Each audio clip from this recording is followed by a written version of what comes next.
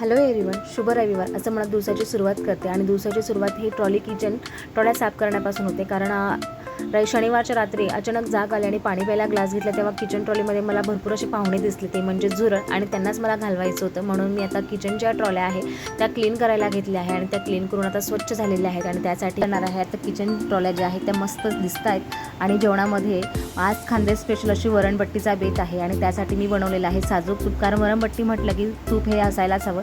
इकडे वरणसुद्धा लावून दिलेलं आहे आणि बट्ट्यासुद्धा बनत आहेत आणि फक्त राहिली ती घोटलेल्या वांग्याची भाजी बनवायची. आता वांग्याची भाजी वगैरे बनवून घेईल आणि आता ज्या आहे मिरच्या मी क्लीन करून घेत आहे, स्वच्छ पुसून घेत आहे, कारण मला त्या द्यायच्या आहे कांडप मशीनवर दळायला. आणि हा जो तिखट बनवण्याचा अनुभव आहे तो माझा पहिलाच आहे, कारण मी आतापर्यंत तिखट जे आहे ते रेडीमेड वापरत होती. बाहेर तर निघाले पण बाहेर आल्यानंतर कळलं की ऊन फार आहे. मग कांडप मशीनमध्ये दळायला दिलं आणि घरी आल्यानंतर जेवण वगैरे केलं आणि आदिराने मस्त अशी ताणून झोप घेतलेली आहे. याचा मिनी ब्लॉग इथे संपते. बाय.